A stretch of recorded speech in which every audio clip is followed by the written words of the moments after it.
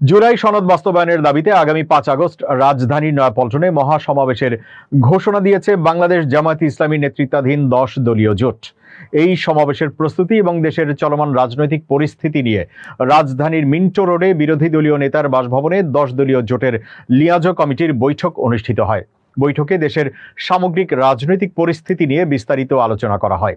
পাশাপাশি আগামী 5 আগস্টের মহাসমাবেশ সফল করতে প্রয়োজনীয় প্রস্তুতি, সাংগঠনিক কার্যক্রম ও করণীয় নির্ধারণ করা হয়। এই সময় জাতীয় নাগরিক পার্টি এনসিপির নেতাদের উপর হামলার ঘটনায় তীব্র নিন্দা জানিয়ে জড়িতদের দ্রুত গ্রেপ্তারের দাবি জানানো হয়।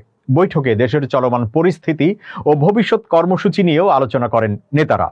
বৈঠকে সভাপতিত্ব করেন 10 দলীয় ঐক্যের সমন্বয়ক ও বাংলাদেশ জামায়াত ইসলামীর সহকারী secretary general doctor AHM Hamidur Rahman Azad.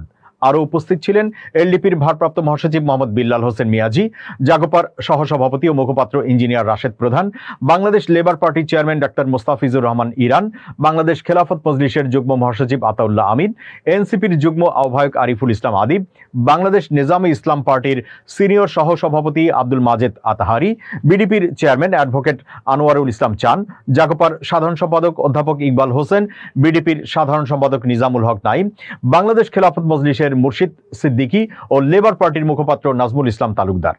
বৈঠকে দেশের বর্তমান রাজনৈতিক পরিস্থিতি এবং চলমান আন্দোলনকে ঘিরে 10 দলীয় জোটের পরবর্তী কর্মসূচি নিয়ে আলোচনা করা হয়। এসব কর্মসূচি আগামী 3 আগস্ট শীর্ষ নেতাদের বৈঠকে চূড়ান্ত করা হবে বলে জানানো হয়েছে। এছাড়া হবিগঞ্জে জুলাই পদযাত্রা 2026 কর্মসূচিতে এনসিপির জ্যেষ্ঠ নেতাদের উপর হামলার ঘটনায় তীব্র নিন্দা জানিয়ে জড়িতদের দ্রুত গ্রেপ্তারের দাবি জানানো হয়।